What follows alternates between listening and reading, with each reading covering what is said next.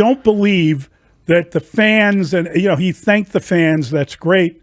I don't believe that's what is motivating him as to whether or not he comes back. I think that he's waited for this moment to get to free agency, and he's looking for the most money he can get. That's a quick dismissal of something that we thought would be important for Kyle Tucker when weighing his decision, and that was, I thought the Cubs had all season in love with the Cubs. All season to sell Wrigley and the Cub experience to Kyle Tucker, so that when he posts on Instagram thank you Chicago for riding with us all year long. Y'all's support that was there no matter what, and we couldn't have done it without you. Hashtag fly the W. So that's not sincere? He doesn't mean it? No, I'm sure he means guarantee he's coming back? That's not a guarantee. I think that's a commitment. No. Kyle Tucker commits to Cubs? It kind of reminds me of when he started talking in the third person about the team. Yeah. Like he never used a pronoun about us. He talked about them. Right. David, I've never felt like he was moved. I don't know how emotional he is. I just think that was part of the issue. Yeah. You had an exceedingly laid-back guy. Yes. Who we wanted to see him as excited to be a Cub as Cub fans were excited to see him here. And for the first 2 months of the season, it was like, how would you ever live without him? $400 million, boom, stamp. Let's do it. It's Tom Ricketts' money. Who cares?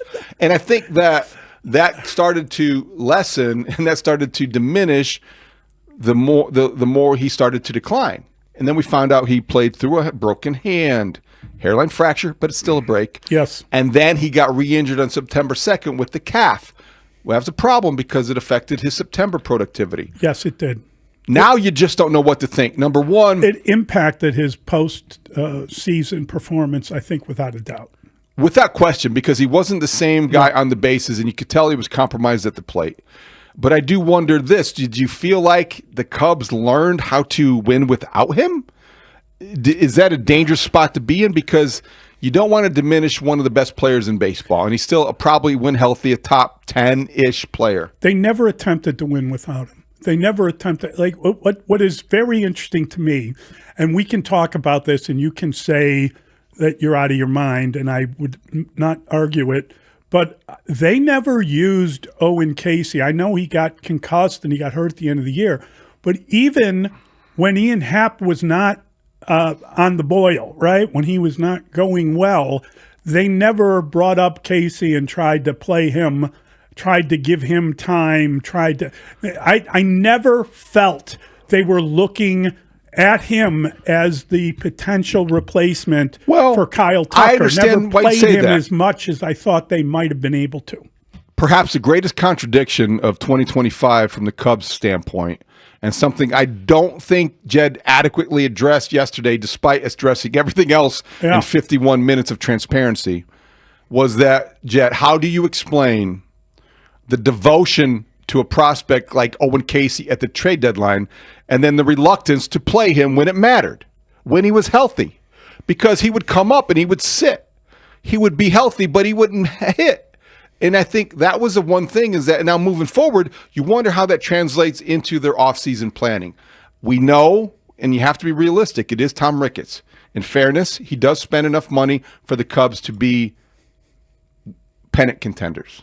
He doesn't blow people away like Steve Cohen, but you do see the value, probably in their point of view, in having a player like Owen Casey, who would be cheap and much more affordable than a bat like Cody Bellinger, and certainly Kyle Schwarber and Kyle Tucker. So you wonder if Owen Casey now suddenly becomes attractive again. Can I ask you this question? This is a silly question maybe, but do we know for a fact, do we believe that teams were inquiring about him in particular? It seems when Jed was talking about the trade deadline and how he had no regrets about not getting a pitcher because he saw that the pitchers didn't move, and he also knows what the asking price was for the pitchers. And he said of the Cubs, they were asking for guys that helped us in the second half of the season. Well, he could be general like that and vague, because... But did Owen Casey help them in the second half of the season? That's what why I'm I think saying. the reports indicated, if you go back to that week or those weeks, Yes. Owen Casey was the object of the of the Marlins' desire, I believe. And there were other teams that were asking about him specifically, but Cade Horton was also in the mix. That's what I took and away the Washington from it. Nationals, I think, That when they wanted Cade Horton, and you're not going to give up Cade Horton. Would the Pirates trade Paul Skeens? Come on, no. Well, he's not Paul Skeens. I know he's not Paul Skeens, and I know I get, as much as I love Cade Horton, I know I'm realistic there. But you've got Cade Horton, you've got Owen Casey, you've got Moises Ballesteros, you've got Pete Crow Armstrong, you've got a young core of guys. That's a group of guys that helped you in the second half. I don't know that I would include Owen Casey in that, or Alcantara, or Kelvin Alcantara, I think, helped him a little bit. Who's the pitcher, the backup pitcher, the guy of the future? Wiggins, is it? Jackson Wiggins did not come up and help him. Never came up. But he is going to be up next year if you believe the reports. But Jed did address this yesterday. All of the guys that we mentioned are young players still on very affordable deals, but to lock them up as other teams in baseball have locked up their top prospects, Jed Hoyer addressed that possibility this offseason. My hope and expectation is that we'll have extension talks with a number of our players this offseason. My hope and expectation is that you never find out about it. That's kind of what I would say. But yes, I think that we have a number of players that we'd love to sort of keep long term, and we'll have those conversations. And like using the Pete example, I'd love if those don't get out, but I think that we have clean books going forward. We have good players, and we'll have those conversations. And I got to tell you, I love that answer. I thought it was funny, but Pete is an example. That's a guy that they definitely need to get signed, and that's a guy they went to and couldn't get signed, and that came out, and that's why he threw in that other part. But when I go through it, I'm thinking, well, Cade Horton makes sense. PCA definitely makes sense. Bush makes sense. How many players are we talking about? How many guys are they talking about? And what's the approach? Is it first guy to say yes, gets the pen? Here you go. Michael Bush, Pete Crow Armstrong, Cade Horton. Those are guys that have outplayed their contract. Those are at the major league level. Yes. I do wonder if he's thinking also about a gamble. I don't think they would do it with Moises Ballesteros. I don't think they would do it with Owen Casey. But you do wonder how aggressive they will be to lock this up. But you also think you have to remember they don't want to be committed too much financially to anybody beyond 2026 because of the looming work stoppage. That is the thing that everybody fears. Nobody wants, but everybody anticipates. So you've got to be prepared for that. Here's the one thing I wonder about the Cubs, that we're going to talk ourselves into a tizzy about all these free agent possibilities and trade proposals and the hot stove league, which I don't think is going to be very hot at all. And then we're going to get to February and welcome back to Mesa and Sloan Park and the Cubs opening day lineup. The projection will include Owen Casey in right field and Seiya Suzuki as your DH. And I just don't know. And they'll add maybe a pitcher or two, but they don't have a lot of flexibility in their everyday lineup. Alex Bregman is a possible free agent signing, but I just worry, and I think we've learned from the past not to get our hopes up too high when it comes to him. So I don't know in the context, because yesterday I heard Jed sound very proud of the team, as he should be, who won 92 games and beat the Padres in the wild card series. I did not hear a team executive hell-bent on getting to the World Series next year no matter what. And I think the fan and everybody wants to hear the no matter what part when you're hearing from an executive. And Jed isn't reckless and he isn't careless. And I think that he's very careful. But in that transparency, I think that you saw a guy that's going to be very much, what did they call it a couple years ago? Intelligent spending. See, that's I got a problem with that. I do. But do you interpret it any differently? I think you're reading it perfectly well. I think what you wanted to hear when he talked about the budget moving forward, you wanted to hear, I have been given a mandate by management to win the World Series at all costs. And we are going to go out and get anybody that helps us to that end. We are going to get better immediately, and we are going to try to win the World Series because great as this was, it ended too early. That kind of thing would have been awesome. But I don't believe that for a second, because I think that they approved of the trade they made to get Kyle Tucker. Right. And then they got rid of Cody Bellinger because they needed to reduce payroll. They did not get into the luxury tax.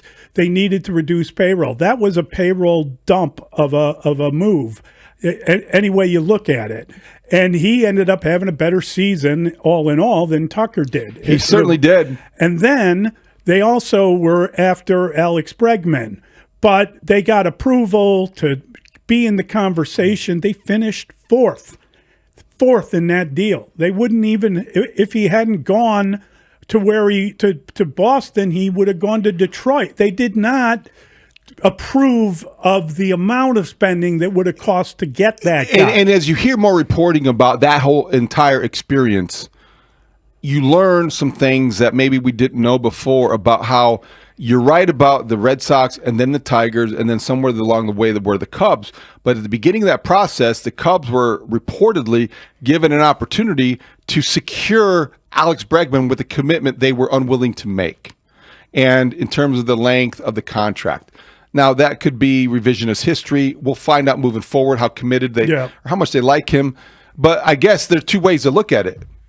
The way that we would look at it, I believe, would be Alex Bregman is the bat that helps you get over the top, and you're not going to be spending time in the postseason worried about running or hitting with runners in scoring position because he's clutch. The other side of it will be Jed Hoyer talking yesterday about the totality of the season.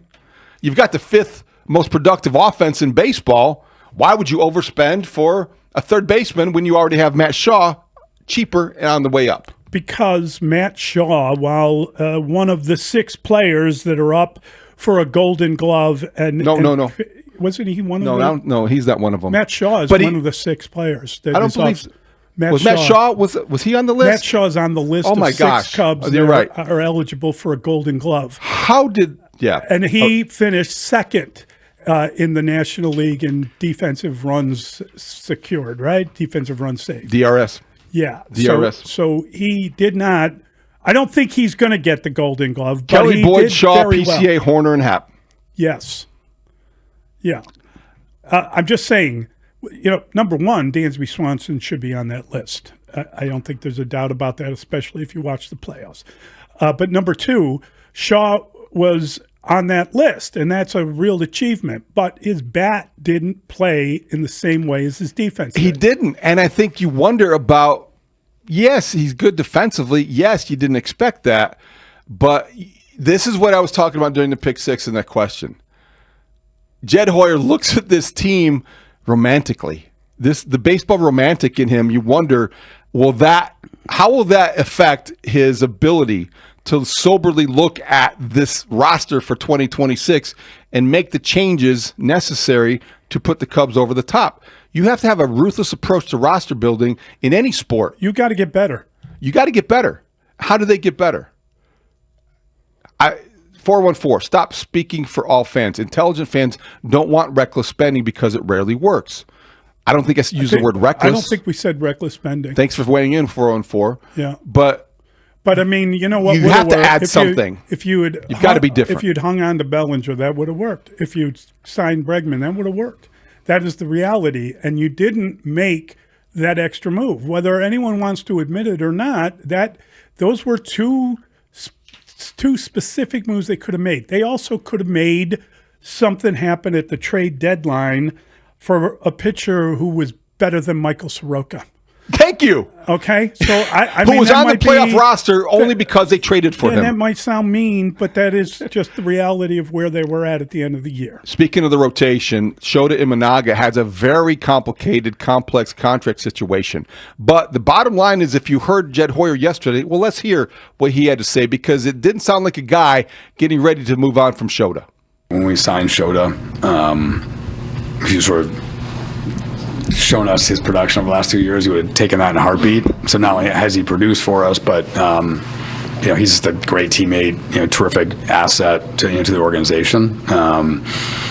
obviously we have decisions to make and we have discussions to make, and like we over the next 2 or 3 weeks we'll do that. But I've got nothing but positive things to say about Shota. That's an expensive fourth starter. It's an expensive fifth starter, but sounds like they're going to pay, and they're going to figure out a way creatively. There are a lot of different machinations. Does it sound like? Don't you think? Well, I wonder. I mean, he doesn't say. He says that he's outproduced his contract. That's basically what he says. Now, as Theo taught us, you don't pay people based on past production. It's about for future. It's about future where production. you're at. And he was pretty bad at the end of the year. But having nothing but positive things to say about Shota, if you say something about parting ways with him, that's a negative. And I think that tells me that he wants to do everything within their power to bring back a guy that gave up 15 home runs in August and September. I'm just saying that's the reality of it. And I love Shota in the commercial, and I think he's great for the clubhouse. But I just don't hate that commercial.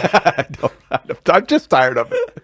I'm tired of it. That was very amusing. But him coming back, where does he fit in? Because if you are projecting Justin Steele to return, now that's a really good question. That's one. That's a guy that had Tommy John surgery, yes? Okay, let's put him 3. So I'm just saying, doesn't that take like more than 1 full year? And he had it at the beginning of the year. I would question whether he'd be available for training camp. I would imagine that would go into the season. I think he will be able to play, but usually you're a year removed from Tommy John when things start going correctly. Yeah, I think you're probably right. Well, look, the Dodgers had 10 starters going into this season, so you need a surplus. You need redundancies. You need all the things that you can afford. I'm just saying to think of him as available from day one may be overestimating. Let's go then. Horton. He'd need the ability to recover like a professional wrestler to be able to do that. Horton is definitely Boyd, Tyone. Okay. Shota.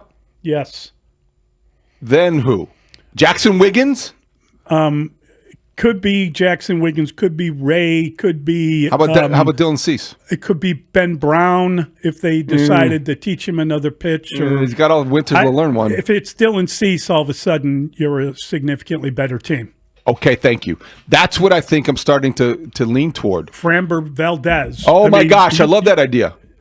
You may have to overpay for both guys. Well, you bring in people like that, and then all of a sudden your pitching issues are quieted, and they're not an issue. And by the time you get to the playoffs, you're going to be throwing complete games, etc. So before we break, bigger priority, getting a hitter like Bregman or a pitcher like Cease?